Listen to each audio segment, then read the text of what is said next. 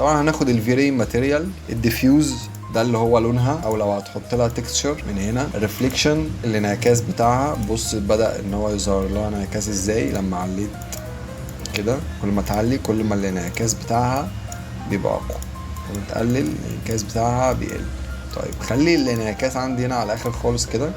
حلو. الجلوسنس ده بقى، الجلوسنس هو توزيع الاضاءة على الماتيريال بتاعتك او الموديل اللي انت شغال عليه. الفاليو بتاعته الطبيعية 1، لو قللته شوية يبقى 0.8 مثلا، هتلاقي ان الضوء ده اتوزع شوية كده. لو قللناه 7 بيتوزع شوية كمان 5 لغاية ما 0 بيبقى مط خالص، ده 0 مط خالص، 1 جلوسنس عالي.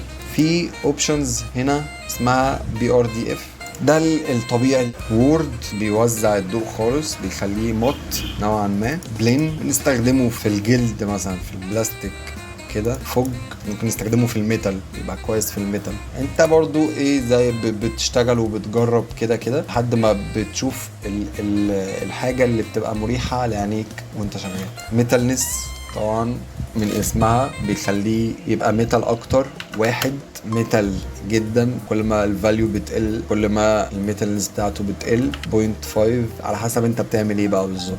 خليه 0 دلوقتي. ريفراكشن اللي هو الانكسار، الفاليو بتاعته دايما بيبقى اسود، كل ما بيبقى ابيض كل ما بيبقى فيه انكسار اكتر. يعني احنا لو عملنا جري شويه كده حلو، عايزه يبقى شفاف اكتر، شفاف خالص، شفاف جدا كده ازاز. تعالى بقى عشان في جلوسنس هنا كمان للريفراكشن، بيبقى من جوه الازاز نفسه مش من بره. يعني اللي عندك ازاز بتحس ان هو رشد كده شويه، ما بيعديش الضوء ولا بتعرف تشوف منه كويس. ده الجلوسنس بتاعه مثلا بيبقى 4. بص بقى عامل ازاي، الماتيريال بقت عامله ازاي، ما تقدرش تشوف من خلالها. كل ما بتقلل النسبه بتاعته ما تقدرش تشوف من خلاله، كل ما بتعليه بتقدر ان انت تشوف من خلاله احسن. 7 بص بدأ يبان شويه، 8 9 1 ازاز بقى صافي. نخش على اللي بعده، السيلف illumination. ده لو انت عايز تخلي الماتيريال دي بتنور اي لون بقى، احمر مثلا، والنسبة بتاعتها